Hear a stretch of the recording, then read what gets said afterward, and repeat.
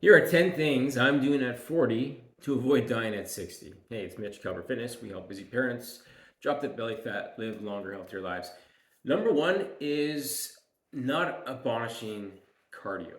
So, mostly just daily step count, zone 2 cardio, brisk walking, awesome.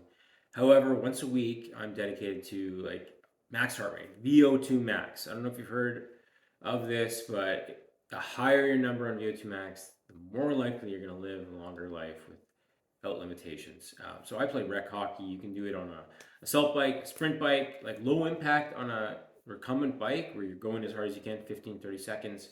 Recovery period, rinse, repeat is more than sufficient. Number two is weightlifting, but not just for max muscle, enough muscle.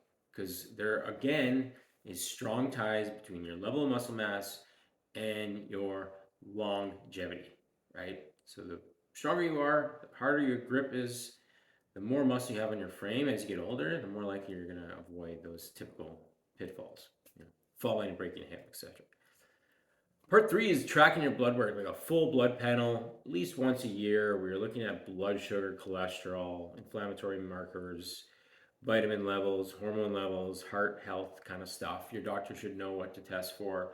Certainly, you can Google like male hormone test or female. But a full blood panel, our blood doesn't show everything, but it certainly shows trends, and you can identify things early that might be causing issues or may cause issues down the road. Prioritizing sleep. This is such an underrated thing, and it's starting to get some traction, which is good. But sleep isn't just for recovery, it's for longevity. The better you sleep, the more likely you're going to avoid disease, premature death. So I've dialed in my routine. I use an Oura ring to track, kind of gamify it, see where my stages of sleep. I'm getting 90 minutes of REM a night, great.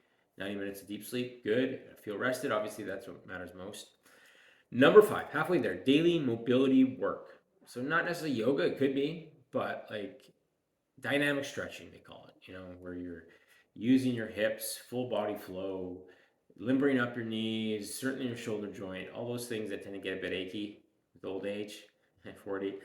You want to make sure you're counteracting some of that, So let me know if you want some stretch routines.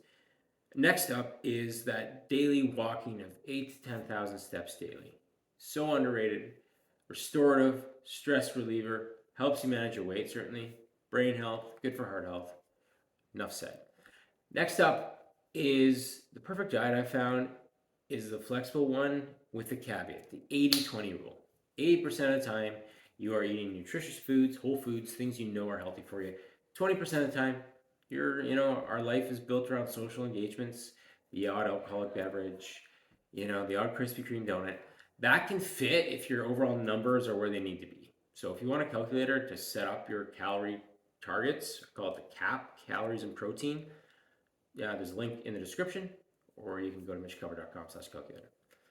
Building and maintaining community, like social connections, are so underrated for how we feel as human beings, but also how we live longer. The more people are hermits, the more likely they're going to run into issues or die prematurely. Okay.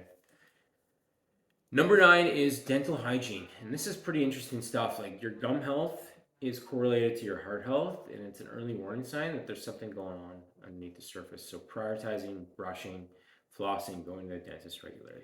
Pretty straightforward. And 10th but final is just never peaking. Always being in that growth mindset where I'm going to put myself in uncomfortable situations. I'm going to learn things that I don't necessarily are apt to learn. Continue to grow and evolve as a person. That's really where the magic happens. And that's where we continue to grow as people, which is ultimately the human condition, to continue to move up, move towards something, become better versions of ourselves. And if we don't have any pursuits, we get complacent, we get into that retirement mindset where we go backwards, and that's when everything falls apart. All right. Let me know if you have any longevity tips below. This is kind of my consolidated top 10 list. Certainly isn't exhaustive, but it's what's worked for me and what will continue to work for me as I strive towards 50, 60, and beyond.